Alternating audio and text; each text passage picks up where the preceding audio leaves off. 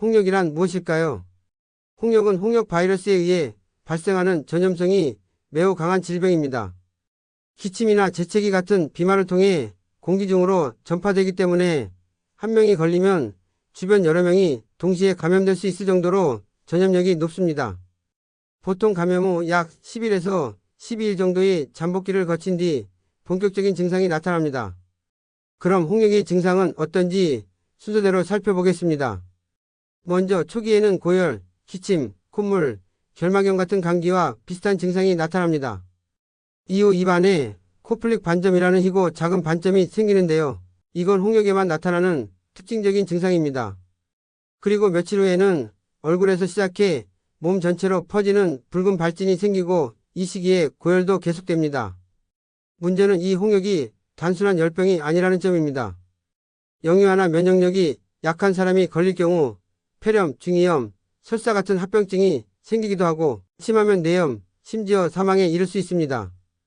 특히 소아에게는 드물지만 수년 후에 뇌 후유증이 생기는 SSP라는 질병이 나타날 수도 있어요.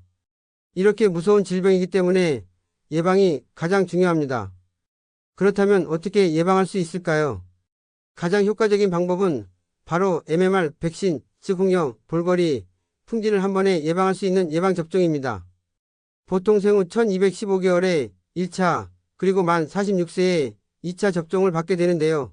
이렇게 2회 접종을 완료하면 95% 이상 예방 효과가 있습니다. 성인의 경우 접종 여부를 모른다면 병원에서 항체 검사를 통해 확인하고 필요시 접종을 다시 받을 수 있습니다. 그런데 왜 지금 홍역이 다시 유행하고 있을까요? 사실 한국은 2014년에 홍역 대치 국가로 인정받았습니다. 그런데 최근에는 해외여행 증가, 백신 미접종자 존재, 면역 공백 세대 등의 이유로 다시 국내 확진자 수가 늘고 있는 상황입니다. 2025년 상반기에만 10명 넘는 확진자가 발생했고 그중 다수가 베트남, 태국 등 동남아 지역을 방문한 뒤 감염된 사례였어요. 따라서 요즘처럼 여행이 많고 사람 간 접촉이 많은 시기에는 본인의 예방접종 기록을 다시 확인하고 홍역 의심 증상이 있다면 즉시 진료를 받는 것이 매우 중요합니다. 그리고 고열과 발진이 동반되는 경우 특히 해외에서 돌아온 뒤라면 병원을 찾기 전 보건소에 먼저 전화해서 안내를 받는 것도 좋은 방법입니다. 마지막으로 정리하겠습니다.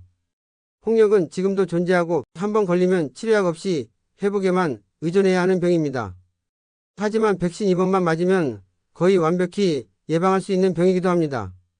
나와 우리 주변 사람들의 건강을 지키기 위해 백신 접종 여부를 꼭 확인하고 홍역에 대한 경각심을 잊지 않는 것, 이게 지금 우리가 할 수 있는 가장 중요한 일입니다. 감사합니다.